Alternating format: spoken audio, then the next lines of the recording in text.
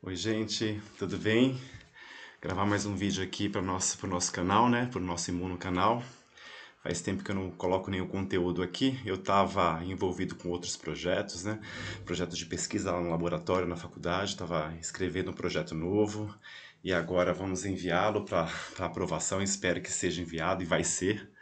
Tudo vai dar certo, né? E hoje a gente volta a retomar nossas gravações, né? Com uma aula bem interessante, que é uma aula de, como está escrito aqui embaixo, imunologia das mucosas. E, mais especificamente, a gente vai falar da imunidade do intestino, né? O que acontece ali no intestino. Por quê? Tudo que a gente viu sobre resposta imunológica nos outros vídeos, nas outras aulas, a gente viu essas respostas em qualquer parte do corpo, né? Entretanto, o sistema imune, ele desenvolveu outros mecanismos de respostas locais, de respostas especializadas. Isso é chamado de imunidade regional. Então, quando a gente fala de resposta imunológica durante o nosso curso de imunologia, que a gente vem vendo ao longo desses meses, né, que eu venho postando as aulas aqui no canal, a gente vê essa resposta imune mais geral. E hoje a gente vai ver algumas particularidades de como funciona o intestino, como que é a resposta imunológica ali no intestino, que tem algumas pequenas mudanças, mas a gente vai ver que outras coisas semelhantes acontecem, semelhantes às outras respostas em outros locais do nosso corpo. Beleza? Então, esse início de aula eu sempre coloco aqui a minha gravação do rosto para que vocês me conheçam. Não são todos que me conhecem ainda, né? Não sou tão novo aqui no YouTube, mas como eu sempre falo, o que importa aqui nessa aula de imunologia é o conteúdo da matéria e não a gente ficar vendo aqui a cara do professor, né? Eu sei que vocês queriam ficar me vendo o tempo todo, mas o que importa é a gente ver os desenhos, ver os slides e todo o desenvolvimento aqui da matéria. Então eu vou voltar no programa agora rapidinho, só para desabilitar a gravação do meu rosto e a gente volta aqui só com os slides. Coisa de segundos aqui, rapidinho. Desativar. Pronto, resolvemos aqui o problema. Resolvemos aqui a questão da gravação do rosto. Vamos começar nossa aula? Então, imunologia das mucosas. Então, um bom começo, né? A gente começa bem fazendo essa pergunta, né?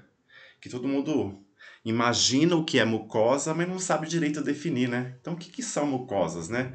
Se a gente for dar uma definição assim, a mucosa é uma camada epitelial, que ela é interna, que serve de superfície, né, de proteção para a gente. Ela também é modificada em determinadas áreas para secreção e absorção. Por quê? Né? Porque é lá que a gente encontra as glândulas. Algumas das nossas glândulas são encontradas nessas superfícies de mucosa. Então, se a gente quiser fazer uma definição mesmo assim bonitinha, até que escrever aqui pra gente, ó. Tecidos, então, que são mucosas, né? Tecidos umidificados por secreções glandulares que recobrem cavidades orgânicas em contato direto ou indireto com o meio exterior.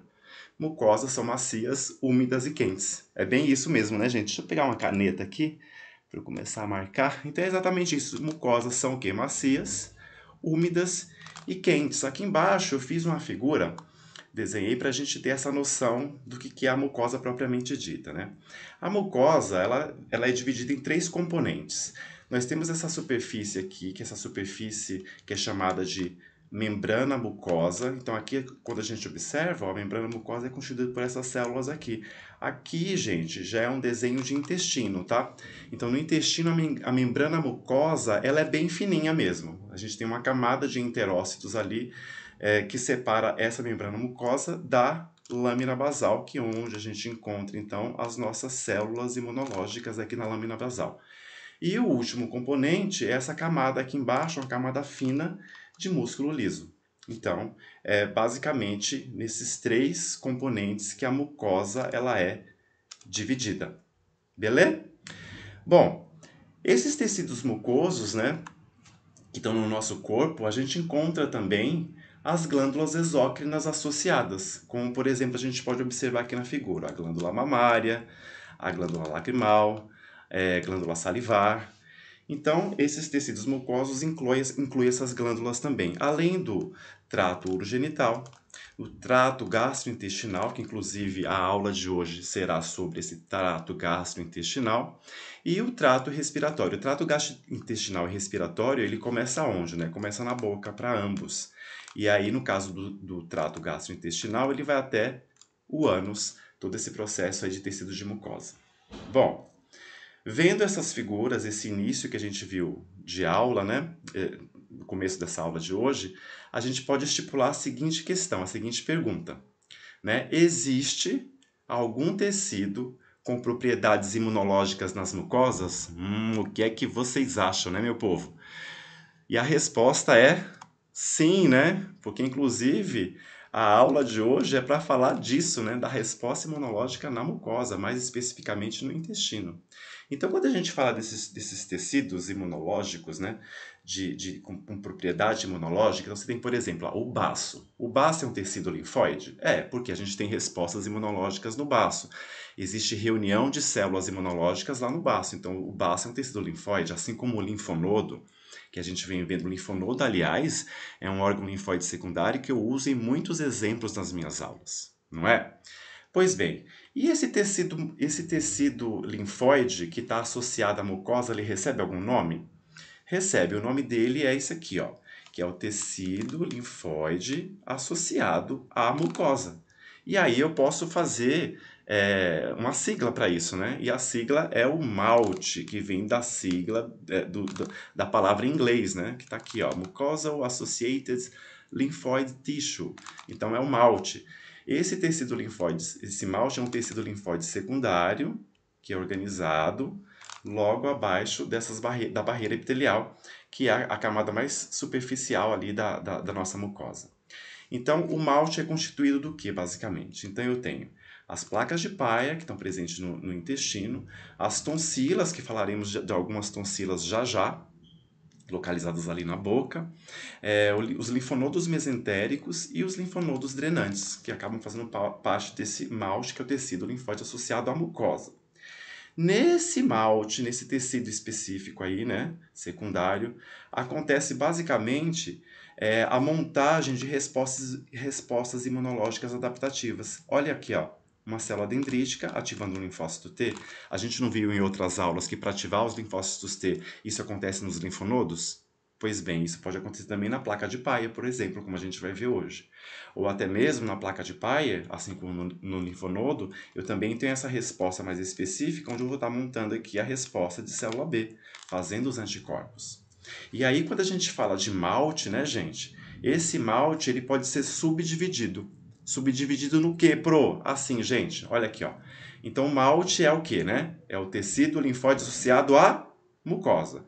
Só que nós temos aqui a mucosa nasal, aí a gente chama de NALT, a mucosa dos brônquios, nós chamamos isso de BALT, e a mucosa do intestino, que a gente chama de GALT. E o que a gente vai ver hoje é justamente esse aqui, que é o GALT. Então aqui, ó, o NALT é o tecido linfóide associado a toda essa parte nasal, o BALT é o brônquio pulmonar e o GALT é o gastrointestinal. Esse G é de gut, gut é intestino em inglês.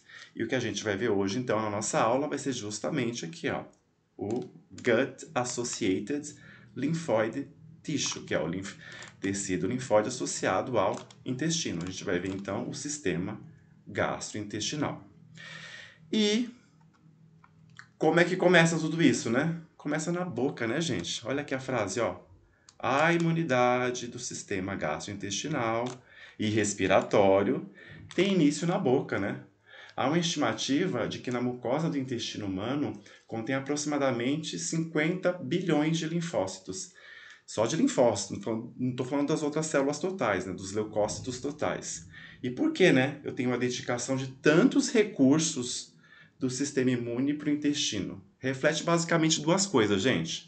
Primeira, tem uma grande área de superfície de mucosa. Vocês aprenderam lá ou em anatomia ou fisiologia que nós temos as velocidades e as microvelocidades do intestino que acabam aumentando essa área. Então, essa grande área de superfície da mucosa intestinal, que se desenvolveu assim, justamente para maximizar a função e a absorção, pode ser que alguma coisa aconteça ali. Então, por isso que eu tenho que ter esse grande número de linfócitos. Então, essa é a primeira justificativa.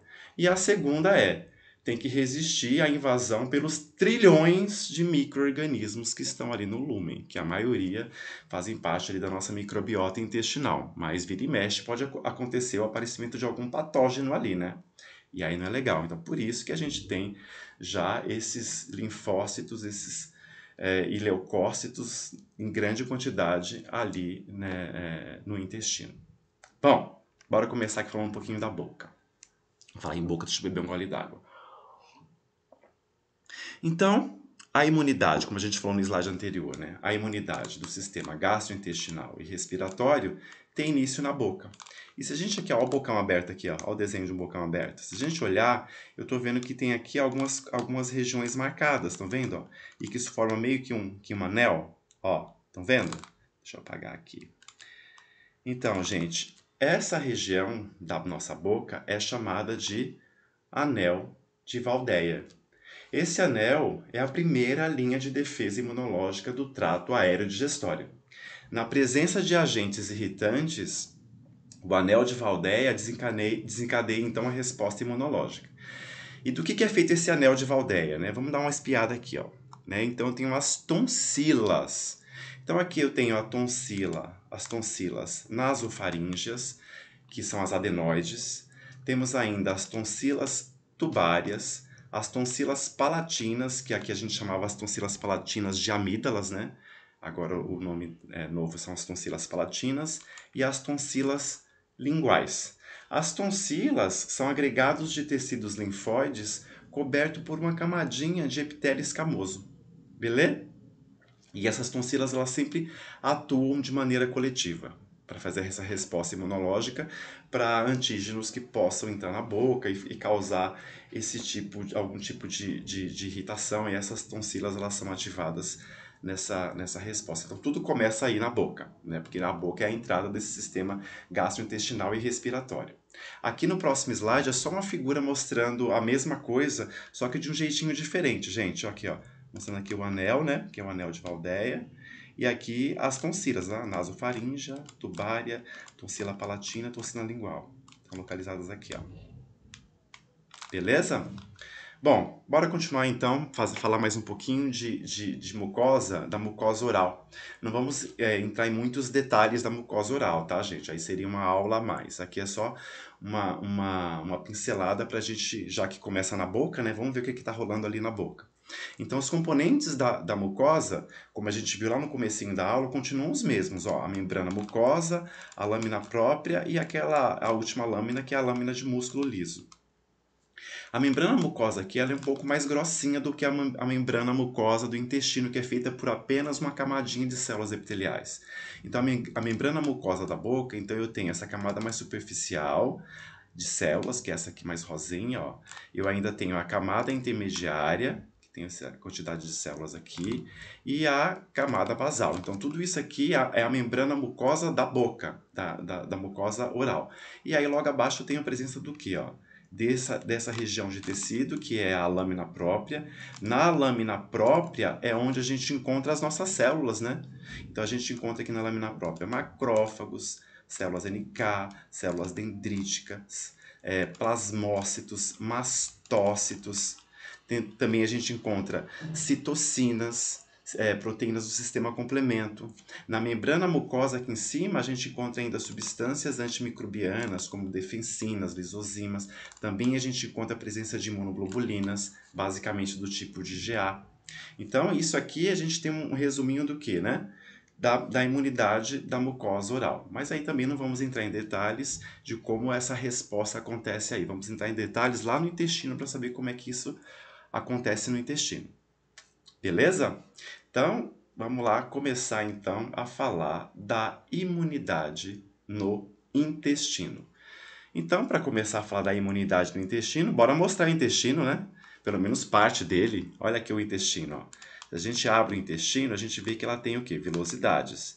E essas vilosidades, elas ocorrem justamente para aumentar o processo de absorção, né? Absorção de nutrientes, porque nos alimentamos pela boca, isso passa pelo estômago, vai para o intestino e acontece o processo de absorção lá no intestino.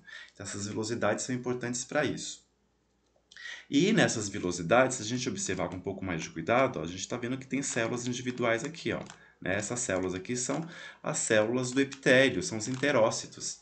E estas células, elas têm ainda as microvilosidades. E essas microvilosidades servem para quê mesmo, gente? Lembra da aula de anatomia ou fisiologia? Isso para que serve? Para você ter a absorção, né? Então, você tem as vilosidades e as microvilosidades nos enterócitos. Então, por isso que a gente... para quê, né? Para ter uma absorção mais eficiente de tudo que está sendo passado aí pelo intestino. Pois bem, bora começar a falar então da imunidade desse sistema, né, do sistema gastrointestinal.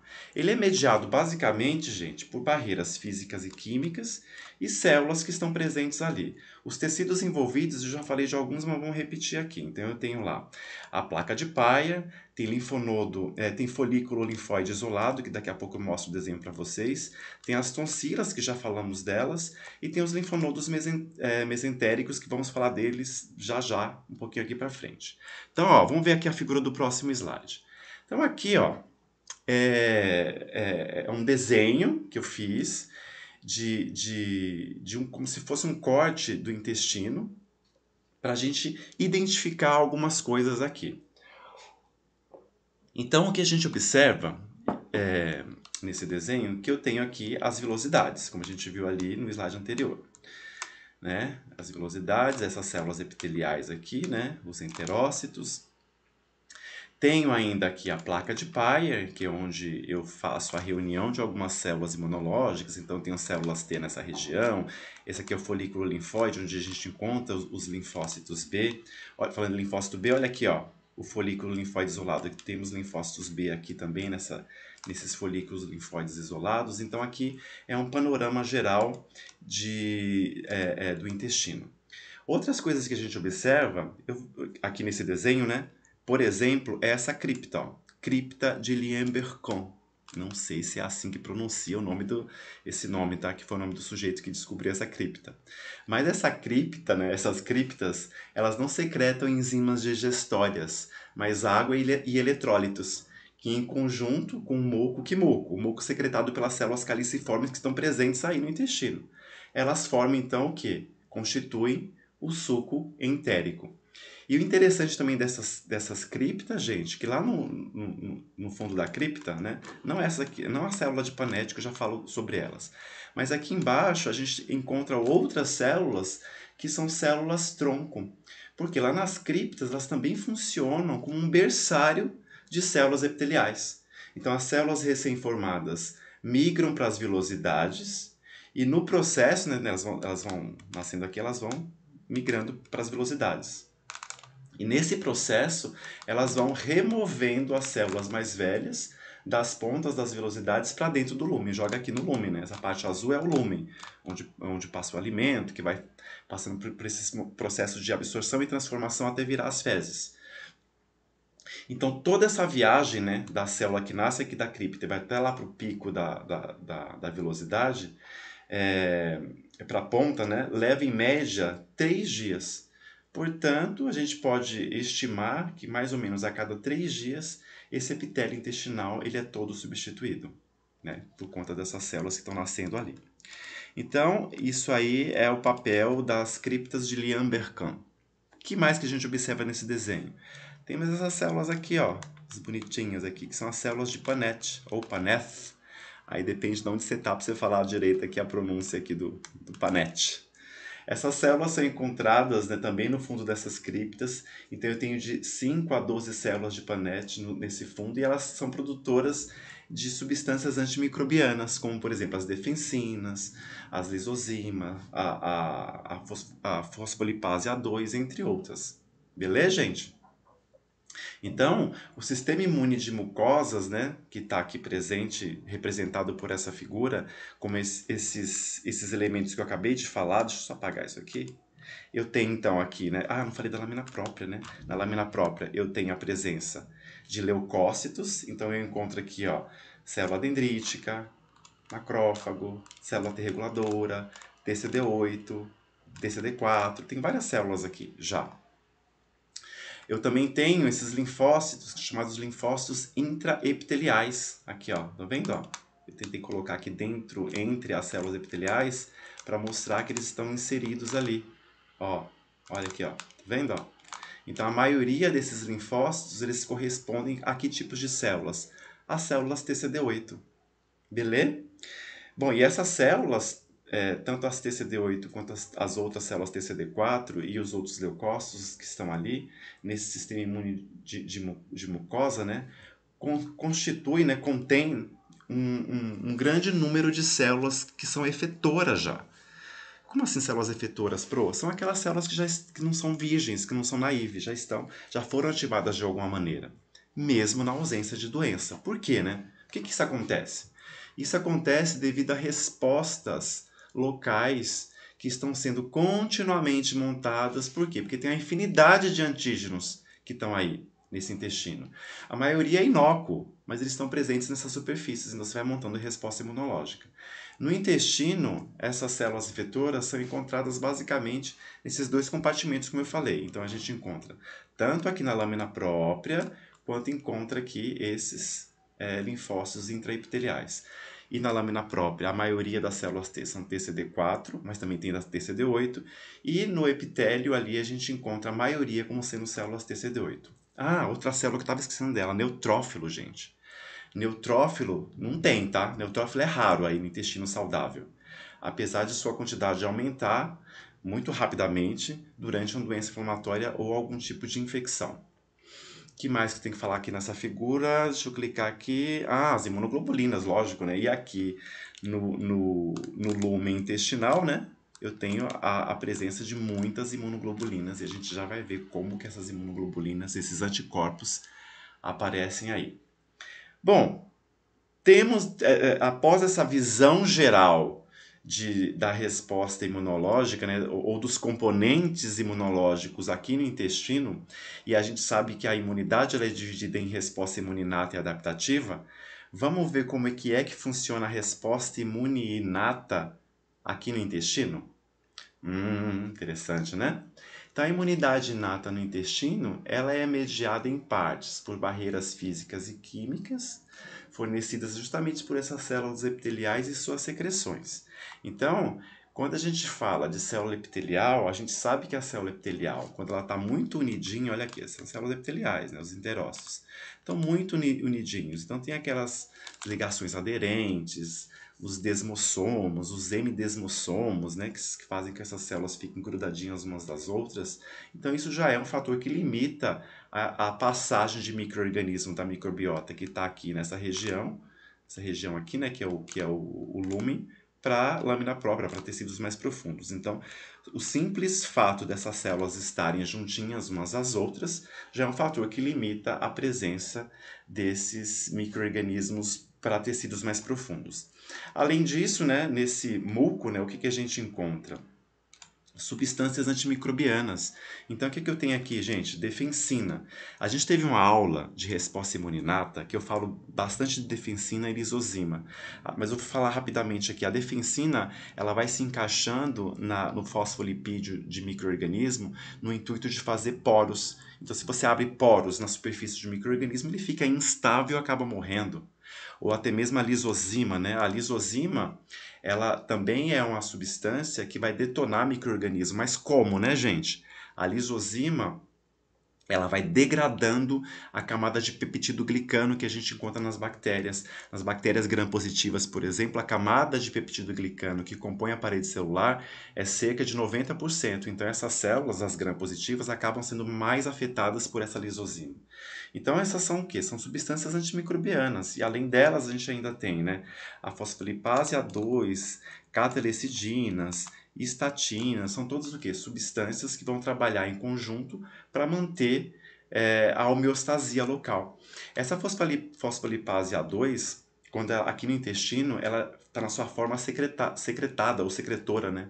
Ela é uma enzima que pode penetrar na parede bacteriana para ter acesso e hidrolisar os fosfolipídios da membrana celular da bactéria, matando a bactéria, não é? E tudo isso está onde? Está no muco, né? E o muco, gente, a gente pode dividir ele aqui em dois mucos. Na verdade, você olhando parece um muco só, mas quando você analisa com um pouco mais de cuidado, você vai ver que esse muco mais próximo aos enterócitos é o muco que é chamado de muco interno. E é aqui que a gente encontra essas substâncias antimicrobianas. Mas isso é muito fininho, tá, gente? Essa separação é uma separação microscópica. E no muco externo é onde a gente encontra, então, esses micro-organismos, né? Esses micro-organismos todos aí, os comensais. E vira e mexe pode aparecer um patogênico por aí. Então, o que que esse muco faz? Muco, lembrando, produzido por células caliciformes presentes aí no intestino. E a gente sabe que essas células caliciformes também estão presentes no trato respiratório, tá? Fazendo muco lá no trato respiratório também. Então, esse muco, olha aqui, ó, até escrevi aqui embaixo para a gente não perder essa informação e ficar bem claro para a gente esse tipo de conceito. Então, o muco, ele impede o contato das células epiteliais com os micro-organismos e também eles servem como matriz para a exposição dessas substâncias antimicrobianas aqui que a gente acabou de falar delas. Beleza? Então tudo isso meio que já está pronto, funcionando ali. A gente fala que isso é resposta imune inata, não é? Que mais de inato a gente tem? Temos células, né, gente? Que também eu falei dessas células na aula de resposta imune inata, que é a parte 2, se eu não me engano, que está aqui no nosso canal, essa aula, que são as células linfóides inatas. Que são essas células, Pro? Relembra a gente aí. Gente, olha o nome, ó. Células linfóides, são linfócitos, e inatas, é que não combina muito, né? Que geralmente linfócito, a gente está acostumado a ver linfócito na resposta imune adaptativa, né? Linfócito B, linfócito T, não é isso? Mas quando a gente fala que é linfócito da imunidade inata, eu estou falando dessa ILC, que nada mais é do que uma sigla, né? Para células linfóides inatas, ou ILCs. São linfócitos que não expressam receptores de antígeno diversificados, como a gente encontra na célula B e T, né, que são o TCR na célula T e o BCR na célula B, que são receptores altamente específicos. Aí, se elas não têm esses receptores, por que são linfócitos? Porque, gente, porque dentro delas existem fatores de transcrição da linhagem linfóide e não mieloide. Por isso que os pesquisadores que descobriram resolveram dar o nome dessas células como células linfóides inatas. Pois bem, então essas células, elas não possuem esses receptores, não possuem TCR, nem o BCR, que é o que faz com que essas células inicialmente saiam do seu estado de naive para células ativadas, então elas não possuem, mas elas fazem o quê? Né? Elas espelham, em termos de função, as células TCD4. Como assim, Pro? Assim, gente, essas ILCs eu tenho de três tipos: a ILC1, a ILC2 e a ILC3. E essas células, por exemplo, a ILC1, ela espelha qual função? Ela espelha a função de TH1. Já que ela está ali, ela já no tecido, antes de eu ter uma resposta TH1, eu já tenho uma célula que é justamente a ILC1, que vai produzir interferon gama, que é justamente a citocina que a TH1 vai produzir. Eu tenho também a célula ILC2. A ILC2 ela espelha a célula TH2.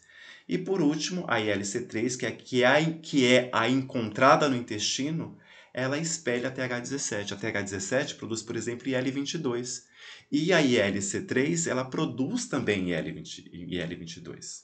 Então, essas células presentes em algumas regiões do nosso corpo, elas meio que estão ali meio que esperando esses antígenos e elas já elas trabalham previamente antes das TH1, TH2 e TH17 estiverem prontas para serem efetoras. Mas, pois bem, vamos falar um pouco dessa ILC3. O que a gente encontra no intestino são essas células aqui, que são as chamadas de ILC3, células linfóides inatas do tipo 3.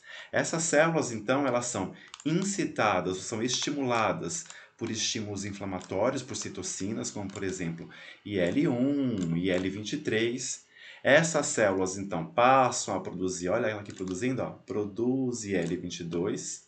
Essa IL-22, produzida por essas células ILC3, elas levam à proliferação dessas células epiteliais, ajuda nesse processo de proliferação, consequentemente, reforça o mecanismo de barreira, né, já que eu tenho mais células proliferando ali, dá uma reforçada nesse mecanismo de barreira. E também essa IL-22, gente, ela vai fazer a produção ela vai estimular a produção de peptídeos antimicrobianos, justamente mantendo a homeostase. Olha aqui embaixo, ó, ela passa a produzir esses a IL-22, né, que vão atuar justamente nas células de Paneth, que são essas células que produzem esses peptídeos, fazendo com que eu tenha uma produção aumentada, sempre no intuito de manter a homeostase. Beleza?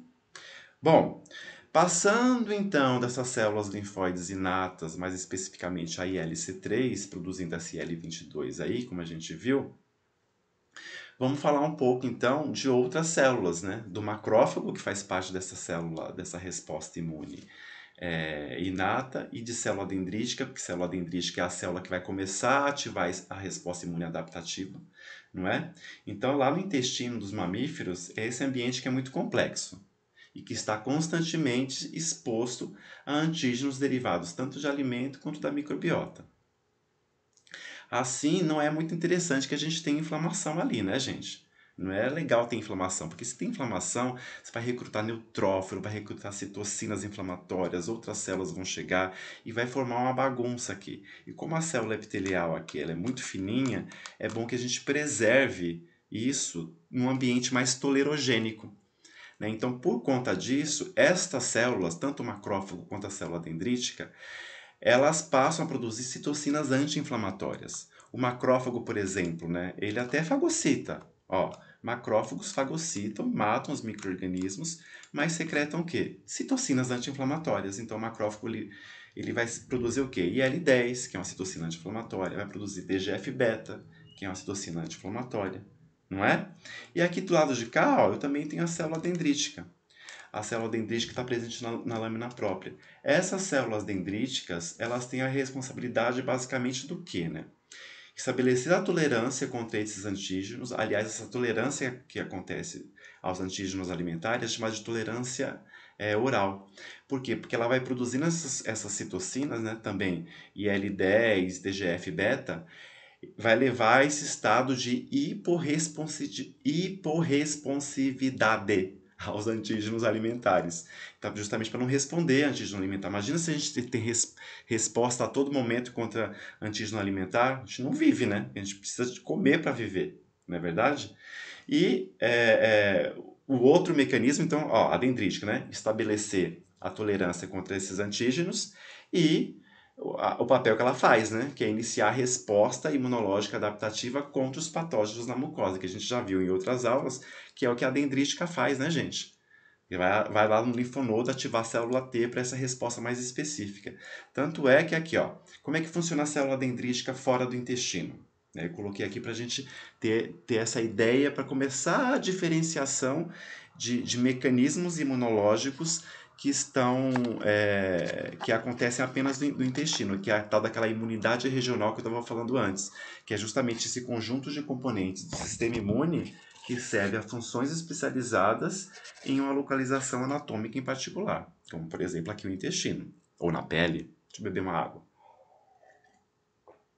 Bom, voltando aqui na dendrítica, né? Então, a dendrítica, se a gente for dividir ela, né, falar assim, quais são os tipos de dendrítica que tem? Tem as dendríticas plasmocitoides, que falamos sobre elas também na aula de resposta imune inata, parte 2. Essas dendríticas plasmocitoides, elas produzem um tipo de interferon, que é um interferon do tipo 1. E esse interferon do tipo 1, ele tem dois tipos, né, o alfa e o beta. E esses interferons, eles mantêm as células infectadas por vírus num estado que é chamado de antiviral. Então, tem aqui uma célula infectada por vírus, por exemplo, e esses interferons do tipo 1, o alfa e o beta, o que eles fazem, né? Eles degradam o RNA viral, eles fazem com que a célula degrade o RNA viral, inibe a síntese de proteínas virais e inibe a montagem de novos vírus. Então, esses interferons produzidos por essa dendrítica plasmocitoide, ela faz isso. E as dendríticas convencionais, o que elas fazem? As dendríticas convencionais, elas migram para os linfonodos, né, que são os órgãos linfóides periféricos, justamente para apresentar o antígeno para o linfócito T, porque o linfócito ele não reconhece sozinho, né, o antígeno. O linfócito T, para ser ativado, ele precisa de uma apresentadora de antígeno, que no caso aqui é a célula dendrítica. Então isso a gente já aprendeu, já tem outras aulas gravadas, como que é a ativação dos linfócitos T. Pois bem. E no intestino, como é que isso funciona? É igual? É diferente? Para a célula plasmocitoide, continua igual. Então, eu encontro células plasmocitoides no intestino? Sim, encontro células plasmocitoides no intestino que estão produzindo os intérferos do tipo 1, o alfa e o beta, levando as células infectadas a esse estado antiviral. Até aí tudo certo, tudo igual ao anterior. E a célula dendrítica convencional é quando a gente começa a mudar. A convencional, no intestino, eu tenho de dois tipos.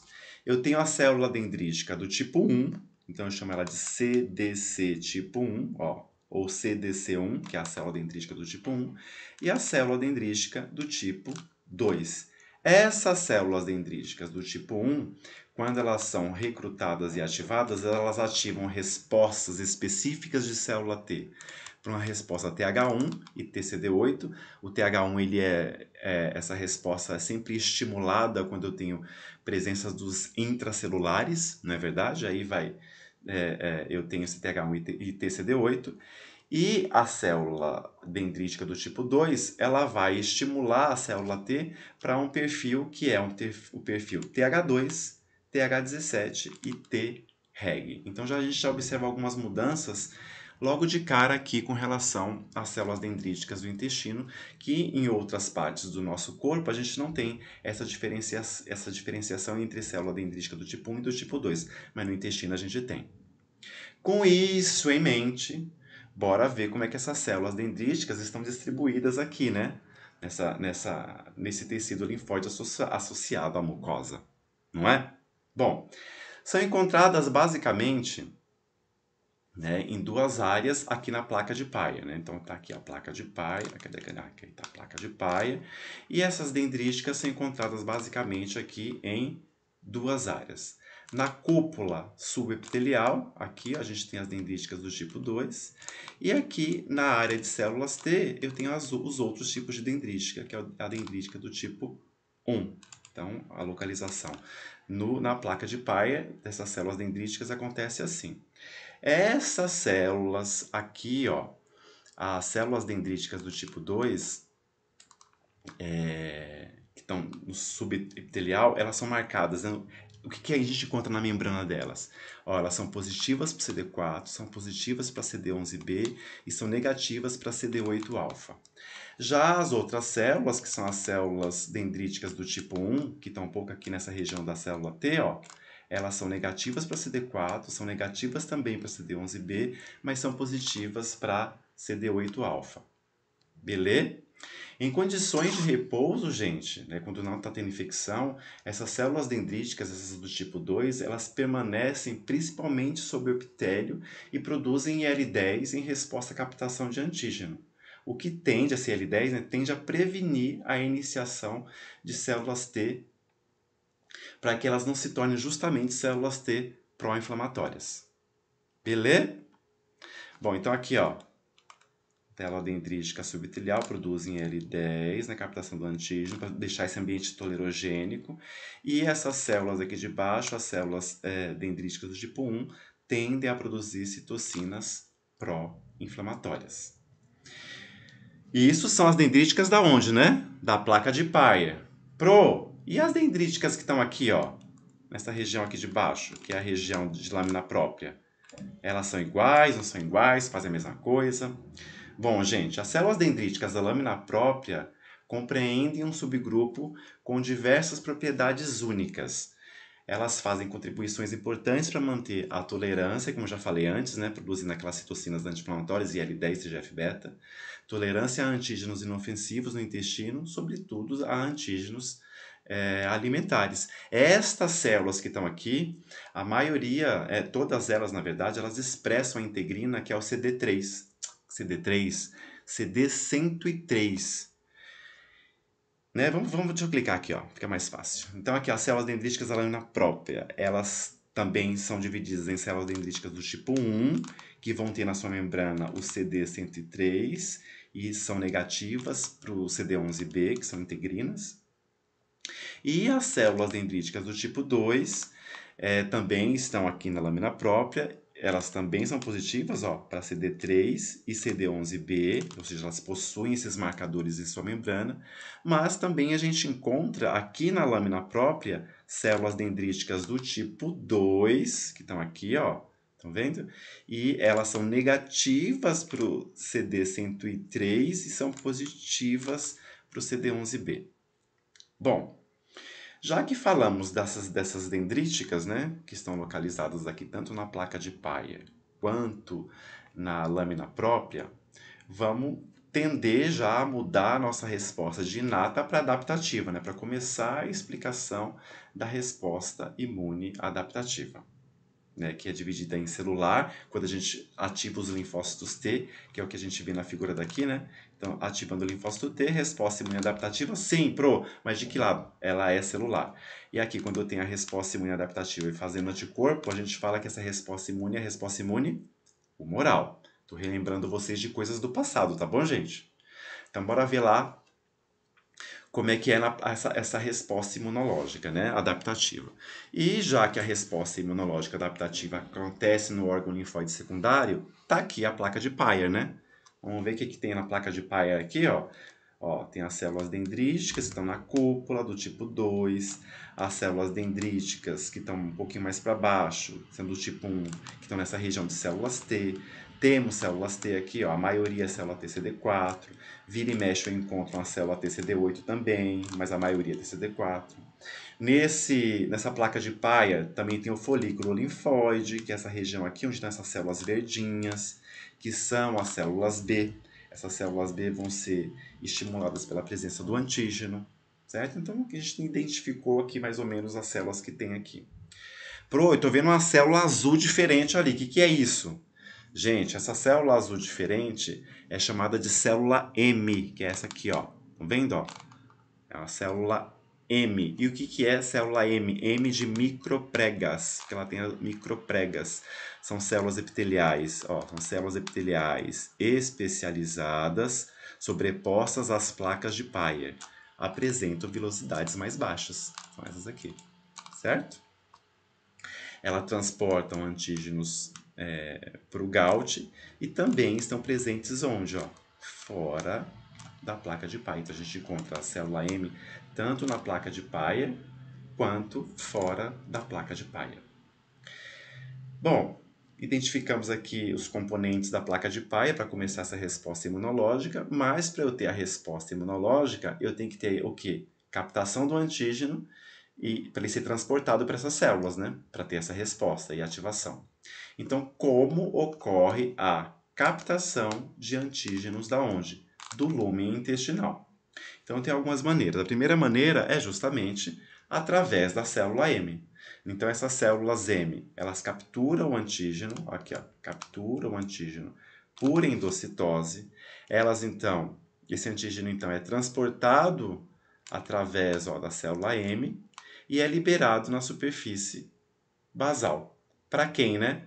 Para a célula dendrítica, ó. Células dendríticas capturam o antígeno e apresenta. Apresenta para quem? Para a célula T. Tanto a célula dendrítica que está aqui na placa de Peyer, quanto também tem células dendríticas aqui na lâmina própria que fazem a mesma coisa, né? Esse transporte, então, feito pela célula M, a célula dendrítica faz a captura e migram para ativarem as células T. Aqui elas podem migrar para essa região mesmo, onde está aqui para ativar a célula T, e no caso aqui das células dendríticas da lâmina própria, elas migram então para os linfonodos mesentéricos. Alguns micro-organismos, gente, só que uma coisa que eu lembrei agora, usam essas células M aqui, ó, como rota de infecção. O exemplo mais descrito disso é a Salmonella typhimurium. Beleza? Bom, deixa eu beber mais um gole d'água. Então, estamos falando aqui de captação de antígeno, né? Do lúmen para o intestino para ter resposta. Primeira que a gente viu, transportados através de célula M. Qual que é o próximo, Pro? Esse aqui, gente. Transporte dependente de FcRn. Professor do céu, que diabo que é isso? Gente, é um receptor, o FcRn. FC lembra alguma coisa para vocês? Lembra de anticorpo? Ó, vou desenhar aqui, ó, anticorpo. Certo? Essa parte do anticorpo aqui, região FAB, que é de antigen bind, onde gruda o antígeno, e essa parte de baixo do anticorpo é a região FC, né? Lembram disso, da aula de anticorpo? Se não lembram, vão lá ver a aula de anticorpo que está aqui no canal, para vocês entenderem melhor isso aí. Mas, ó, então esse FC aqui, se tem FC, lembra alguma coisa, né? Então, esse receptor FcRn, ele foi descoberto pela primeira vez no intestino de ratos bebês, dos neonatais. Por quê, né? Porque esse receptor, esse FcRn, esse RN inclusive é de recém-nascido, tá, gente? Por isso que recebeu esse nome. O receptor, o FcRn, que está no epitélio intestinal, transporta IgG do leite materno através do epitélio do intestino e na corrente sanguínea do recém-nascido. Mais tarde foi descoberto que na placenta humana, onde também a gente encontra o FcRn, ele também transfere IgG materna para o feto através da placenta. Esse mecanismo confere imunidade humoral passiva ao recém-nascido. Então, por isso a importância desse FcRn. Bom, olha aqui, ó. Então, o FcRn, então, ele medeia a transcitose de IgG, olha ele aqui. Ele medeia a transcitose, essa passagem, né, de um lado para outro. Então, tem a presença da IgG, ó, olha aqui, olha aqui. A IgG atua como um sensor imunológico para as superfícies da mucosa. E aí, na presença do antígeno, como apareceu aqui agora, ó, a presença do antígeno, o que acontece? Ele recupera antígenos do lúmen e direciona para onde? Para o tecido local, direciona aqui para baixo. Direciona para quê? Porque aí a gente vai ter a presença de uma célula dendrítica que vai fazer a captação desse antígeno e ela migra para onde? Para o linfonodo mesentérico. Então, micro-organismos comensais transportados dessa maneira via FcRn e IgG podem representar um dos mecanismos pelos quais os antígenos bacterianos intestinais conduzem à maturação da imunidade das mucosas e sistêmica. Beleza, gente? Vamos ver mais um mecanismo de captação? Então, a gente viu lá, célula M, transporte dependente de FcRn, e agora, o último, né? Vamos falar então das células dendríticas. Aí, a célula dendrítica pode fazer isso, ela capta o antígeno lá do lúmen para começar a resposta. Sim, gente, ela bota um bracinho para fora. Aqui o bracinho dela. Células dendríticas podem, escrever aqui, células dendríticas podem se estender através da camada epitelial para capturar antígenos no lúmen. Ó o bracinho, ó o bracinho, ó o bracinho dela. Bracinho, aí o antígeno que está no lúmen, né? Vai, gruda no bracinho dela. No receptor, deve ter um receptor ali de reconhecimento de padrões. E aí essa célula, então, ela migra para o linfonodo mesentérico. Então aqui, gente, para a gente entender onde está esse linfonodo mesentérico, ó aqui o intestino, ó, desenho intestino grosso, aqui intestino delgado, e aqui eu encontro os linfonodos mesentéricos. Então quando a gente fala drenado para o linfonodo mesentérico, são esses linfonodos aqui, certo? Então é aqui que acontece, ó. Então a presença da célula dendrítica, que capturou aqui, fez a captação por um desses mecanismos que a gente acabou de ver. Então essa célula, ela migra pelo vaso linfático aferente e vai lá para o linfonodo para quê?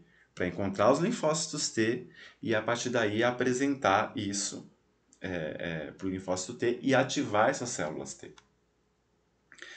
Beleza, gente? Bom, então a célula dendrítica, quando chega aí, ela dá aqueles 3 sinais, como a gente viu, né? O MHC vai ligar ao TCR, dando o primeiro sinal, o B7 liga ao CD28, aí tem lá citocinas ainda que vão tender essa célula para um perfil TH1, TH2, TH17, como a gente já viu isso em outras aulas, né? Então essas células dendríticas, elas fazem isso. Só que tem uma outra coisa importante que apenas a célula dendrítica do intestino, do linfonodo mesentérico, que está ali na lâmina própria, essa parada toda, faz, que as outras dendríticas não fazem. As células dendríticas do sistema gastrointestinal induzem a expressão de 2 moléculas muito importantes nessa célula T que está sendo ativada aqui. Que moléculas são essas? A primeira é a alfa-4 beta-7, que é uma integrina, e a outra molécula é a CCR9, que é um receptor de quimiocina. Para qual quimiocina? A CCL25. Então, as células T recém-ativadas vão ter o que na sua membrana? A alfa-4b7 e o CCR9. E isso acontece pela presença do ácido retinóico fornecido pelas células dendríticas. Não é? E aí fala assim, mas, gente, espera, é ácido retinóico? Como assim? Gente. Porque assim, as células dendríticas que estão aí no intestino, elas acabam recebendo vitamina A, né? E essa vitamina A, ela vai ser convertida em ácido retinóico. Por quê? Apenas as células dendríticas do intestino que possuem uma enzima que é chamada de desidrogenase retiniana, que sintetiza ácido retinóico a partir de vitamina A proveniente da dieta. Além disso, essas células epiteliais, as células epiteliais do intestino, né, não só a dendrítica, também expressam essa enzima, a desidrogenase retiniana, e também elas podem sintetizar ácido retinóico. E qual que é a importância disso? Vamos ver aqui, gente. Ó. Então, esse ácido retinóico sendo produzido por essa célula dendrítica vai ou para as células epiteliais, né? Qual que é a importância, né? Essas células passam a expressar, então, como eu falei, olha aqui, acabou de aparecer, ó, o alfa-4b7 e também o receptor de quimiocina, que é o CCR9. É como se fosse assim, ó, assim, é como se a dendrítica falasse assim para a célula T. Célula T, presta atenção, eu vou te ativar aqui, mas eu quero que você volte aqui para o intestino. E para você voltar para o intestino, você precisa dessas duas moléculas aqui. A alfa-4 beta-7 e o CCR9. Não é? Por quê? Porque existem nos vasos sanguíneos receptores para essas moléculas, para que elas voltem para o intestino, porque elas vão cair na corrente sanguínea e tem que se localizar onde? No intestino. E estas duas moléculas, então, fazem com que essas células migrem para o intestino. Então, a célula T, depois de ativada pela dendrítica, ela prolifera. Proliferando, então, essa célula T, ela migra dessa região, né? Ela sai dessa região do linfonodo, vai para a corrente sanguínea, só que aí ela precisa voltar, né, gente? Não precisa voltar? Pensa. Precisa voltar para o intestino. Para ela voltar para o intestino, eu tenho o que nos vasos sanguíneos apenas do intestino? Eu tenho esse aqui, o Medican. Opa, aqui, ó, o Medican. E eu tenho a quimiocina CCL25. Então, já que a célula T, que foi ativada pela dendrítica, via ácido retinóico, passou a expressar aquelas moléculas, então o que vai acontecer? Essas moléculas aqui, que a gente observa, a alfa-4 beta-7 vai se ligar ao Medican, e o receptor de quimiocina, CCR9, se liga à quimiocina, que está sendo produzida apenas no intestino, que é a CCL25. Então, tudo isso acontece para que eu tenha a localização dessas células T, que são as células T efetoras, de volta no intestino, para que elas possam trabalhar e ter o seu papel efetor. Não é? Bom, gente, essas células T, então, elas podem ser células do tipo TH1, TH2, TH17, pode ter ainda células T citotóxicas, que são as células TCD8. Essas células TH1 e T citotóxica, elas vão trabalhar sempre para os intracelulares, também não vou me ater muito aqui nessa resposta, é só para a gente falar aqui alguns exemplos, né? Então, aqui a presença de alguns vírus, como rotavírus, norovírus, ou até mesmo da Listeria monocytogenes, que é uma bactéria intracelular, Toxoplasma gondii, a gente tem a produção de L12 por essa célula dendrítica, vai elicitar uma resposta, vai estimular uma resposta TH1, e essa célula TH1 ela passa a produzir interferon gama. Além disso, né, essa resposta de célula citotóxica, né, que é a TCD8, elas atuam basicamente onde, né? E essas TCD8 elas estão principalmente no epitélio, né? Na presença de micro-organismos intracelulares, como vírus, por exemplo, essas células vão ser ativadas, né? Elas liberam as perforinas e as granzimas. Como o próprio nome fala, né? A perforina, ela perfura essa célula, faz um poro, a granzima entra e leva essa célula, que é um processo de apoptose. Já vimos isso em outras aulas também. Falando um pouquinho agora de células TH2, a TH2 ela vai ser recrutada, vai ser polarizada para esse perfil TH2 na presença dos eumintos intestinais, então presença de Nipostrongylus brasiliensis, Schistosoma manzoni, presença de IL4, essa IL4 pode estar vindo de mastócito, por exemplo, ou de eosinófilo, ativando essa célula com perfil TH2 e essas células passam a produzir IL4, IL5, IL13, que vão estimular, por exemplo, a produção de células caliciformes para produzir mais muco, por exemplo, aumenta os movimentos peristálticos no intuito de eliminar os eumintos intestinais. Também a gente já falou disso na aula de TH2, aqui é só para dar uma pincelada.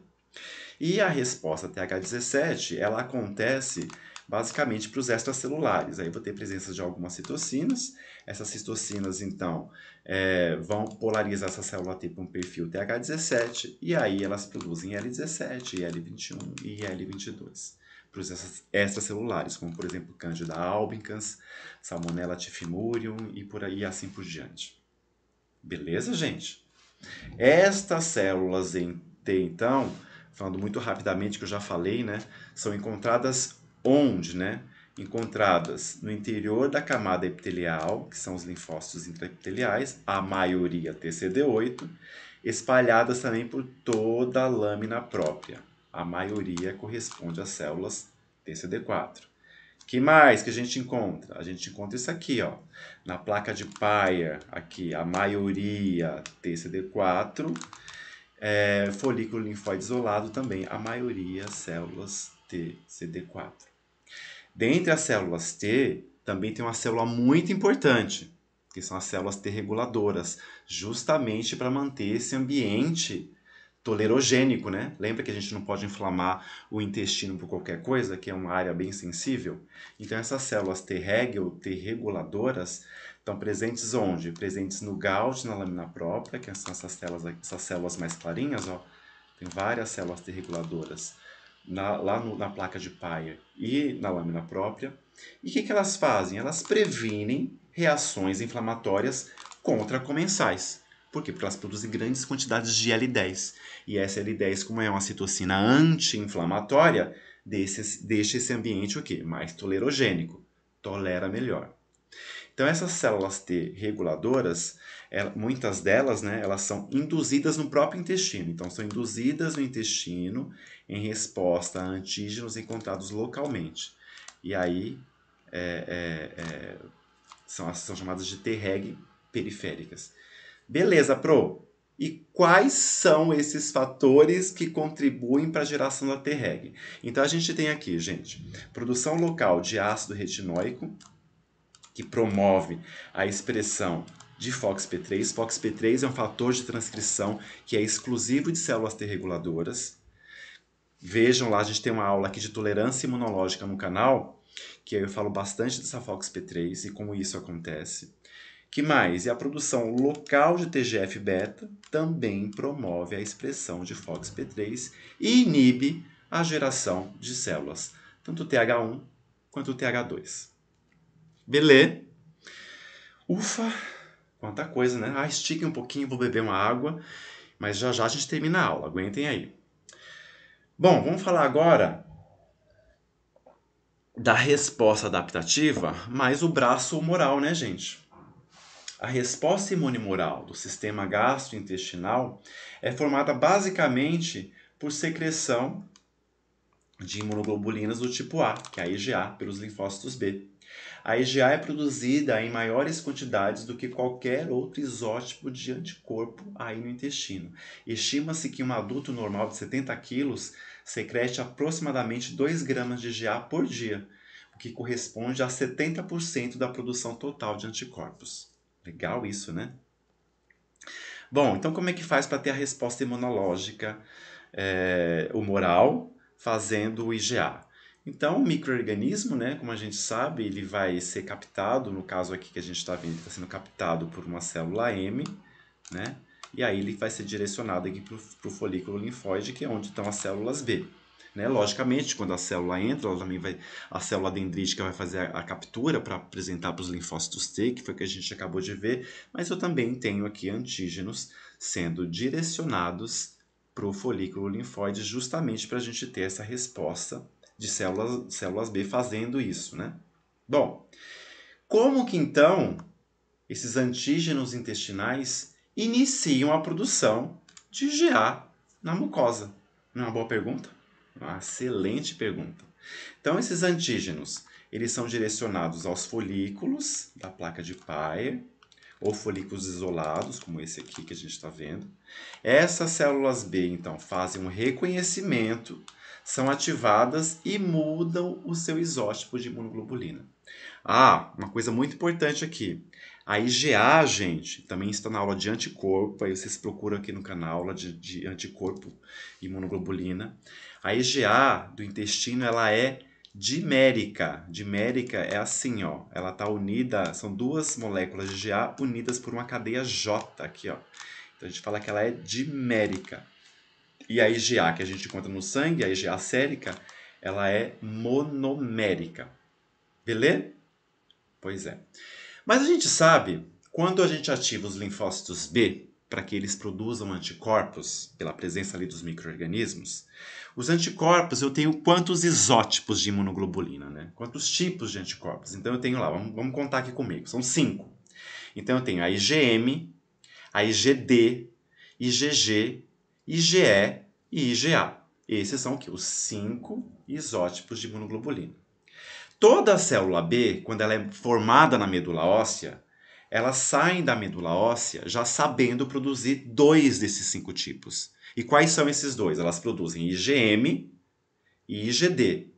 E essas duas imunoglobulinas, esses 2 anticorpos, eles servem de receptores de antígeno. São os BCRs, que é o B Cell Receptor. É lá que eles capturam os antígenos para que a célula B seja ativada. Então, para que a célula faça a troca de classe, a troca de isótipo, algumas coisas precisam acontecer. Nós vimos aqui, eu tenho aqui no canal uma aula grande, bem detalhada sobre resposta imunomoral, mostrando justamente como acontece todo esse processo de mudança ou troca de isótipo para outros tipos de imunoglobulinas. Por quê? Porque a célula B, como eu falei, o que ela sabe produzir? IgM e IgD. Para ela produzir as outras, ela precisa de outras circunstâncias. E o que a gente vai ver agora é justamente como acontece essa troca de isótipo para que a gente tenha a formação da IgA.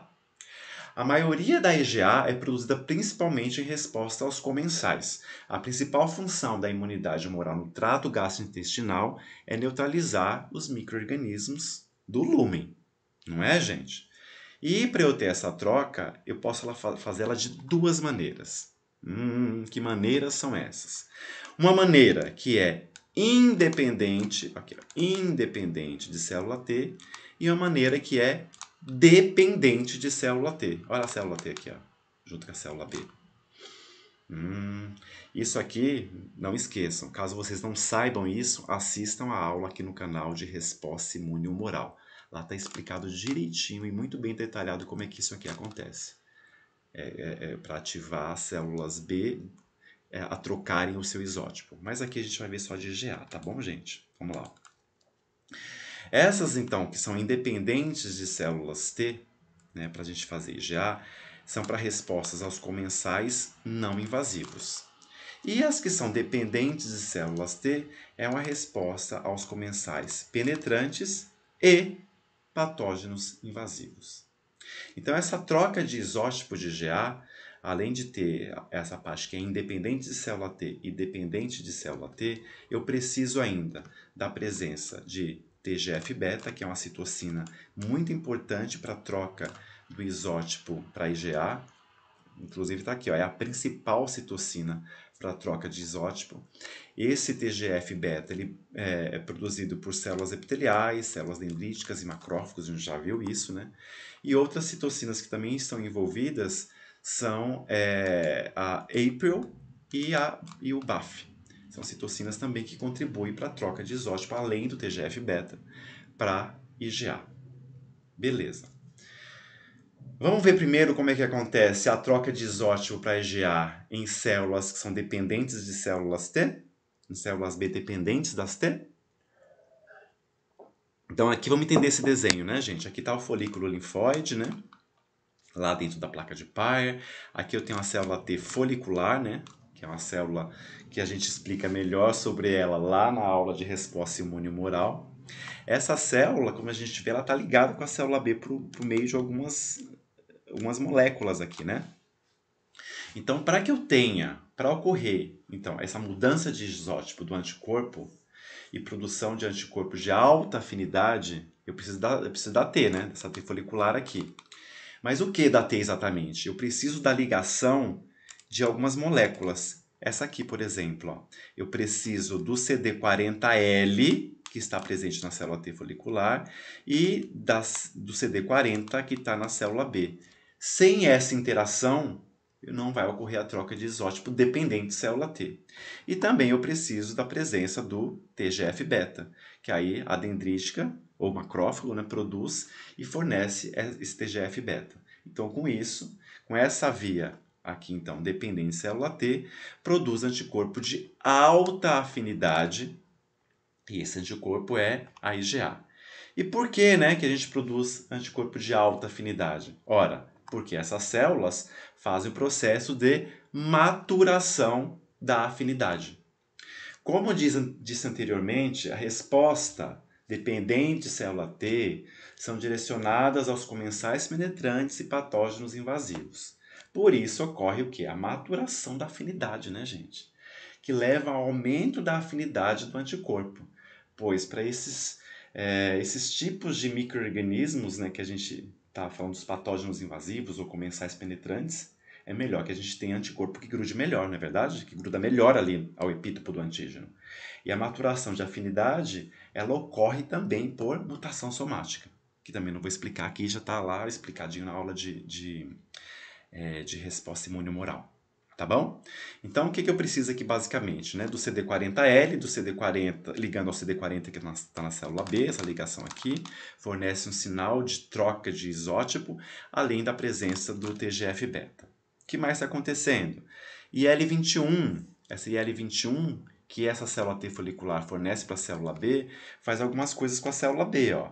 Então, ela é necessária para a sobrevivência das células B, geração de plasmócitos de vida longa, né? O plasmócito é a célula B diferenciada, que vai produzir grandes quantidades de imunoglobulina, e geração de células B de memória. Tudo isso vem aonde? Da IL-21 fornecida por essa célula T aqui. E, além disso, né, eu vou ter a produção de ácido retinóico pela célula dendrítica. Vocês lembram para que serve esse ácido retinóico para a célula dendrítica? Nesse linfócito B aí, ó, nesse plasmócito, para que é? É para falar assim, plasmócito. Agora que você foi ativado, está produzindo anticorpo em grande quantidade, volta para cá, viu? Volta para cá. Então ela expressa o quê? O alfa-4 beta-7 e o CCR9, que é justamente para que essa célula volte para o intestino e secrete IgA lá no intestino, que é onde está precisando. Não é verdade? Bom, então esse é o mecanismo de troca de isótipo para IgA que é dependente de célula T. Vamos ver outro mecanismo que é independente dessas células? O mecanismo independente de célula T, o que está acontecendo? Se é independente, então não precisa da célula T. Então envolve a participação de células B por células dendríticas ativadas. Então, essas células dendríticas, o que é que elas fazem? Elas fornecem citocinas. Que citocina ela fornece? Que a gente já sabe que ela fornece. Aqui, ó, fornece TGF-beta. Aqui o TGF-beta. Né? Esse TGF-beta vai fazer o quê? Ajudar essa célula a começar a pensar em querer mudar o isótipo dela. Mas é só isso? Não. Ela também produz APRIL e BAFF, que são citocinas que serão direcionadas também por essa célula B. E aí, essas três citocinas terminam de fazer o processo de mudança de isótipo para IgA. Essa via, que é independente de célula T, produz IgA de afinidade relativamente baixa. E por que é baixa? porque essas células não fazem maturação da afinidade. Porque para fazer maturação da afinidade, eu preciso que essa célula seja ativada pela célula T. Beleza? Aí, a partir daí, eu tenho a geração desses plasmócitos produtores de IgA e, mesma coisa, tem a presença do ácido retinóico para essas células expressarem o alfa-4 beta-7 e o CCR9 justamente para que elas consigam voltar para a lâmina própria e produzir esses anticorpos e fornecer esses anticorpos para essa região para que tenha o processo de opsonização acontecendo de maneira eficiente. Beleza?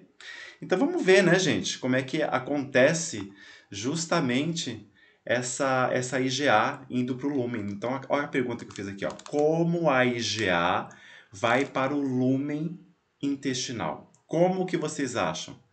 Ela vai por um processo, gente, que a gente já falou desse nome desse processo hoje, mas vou repetir aqui. Vou clicar, vai aparecer aqui, ó. É um processo chamado de transcitose. Então, a célula B chega, né, o plasmócito ativado, produz IgA. Esse IgA, então, ele passa através do epitélio dos enterócitos por um processo chamado de transcitose. Vamos ver como é que isso funciona? A transcitose é tão bonitinho. Então, ó, linfócito B aqui, ó, aqui embaixo, produzindo aqui a IgA, né? Essa IgA dimérica. E aqui, nos enterócitos, você tem esse receptor, ó, receptor poli-Ig, né, que tem essa afinidade por IgA. E aí, essa IgA ela é endocitada por essa célula epitelial. Essa célula epitelial, então, né, transporta essa vesícula para a região apical do enterócito. E aí, isso vai sofrer uma clivagem proteolítica, né, desse receptor poli-G. E essa imunoglobulina, então, ela é liberada no lume intestinal para fazer o processo dela de opsonizar ali os antígenos.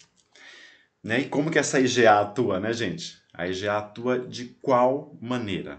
Já estamos acabando a aula, tá? Respirem fundo e aguentem aqui que a aula já ela acaba. Então, como a IgA atua? Então, a IgA ela atua, por exemplo, promovendo a aglutinação dos comensais e patógenos. Aglutina como, né? Aglutina assim, ó. IgA presente vai lá e aglutina. E qual que é a vantagem disso? Isso limita a motilidade desses micro-organismos. Dá uma segurada neles, aí eles vão ser eliminados ali nas fezes. Para que eles não fiquem a todo momento querendo invadir os nossos tecidos mais profundos. O que mais que a IgA faz, gente? A IgA ela pode neutralizar toxinas. Então, existem bactérias variadas que produzem toxinas. Essas toxinas podem, então, serem neutralizadas por essa IgA. E o que mais que essa IgA faz, pro? Essa IgA, gente, ela pode exportar... Cadê a caneta? Ah, tá aqui em cima, ó. Pode exportar toxinas e patógenos à lâmina própria enquanto ela está sendo secretada pelo plasmócito, pela célula B. Então, ó, se eu tenho toxina ou até patógeno aqui na lâmina própria, onde a célula B está produzindo essa IgA não vai ser mandada para fora? Né, naquele processo que a gente acabou de ver, que ela passa por dentro do enterócito, dentro de uma vesícula.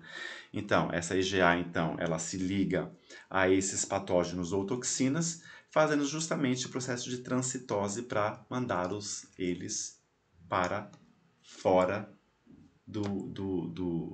da lâmina própria. Beleza, gente? Então, esse aqui é o nosso último slide. Não vou me estender mais, porque já falamos muita coisa sobre resposta imune de mucosa. Espero que tenha ficado claro isso para vocês, que vocês tenham entendido e tenha sido proveitoso essa aulinha. Então, muito obrigado e até a próxima aula aqui no nosso Imunocanal. Fiquem ligados que em breve a gente vai ter mais uma aulinha publicada aqui. Abraço para todo mundo!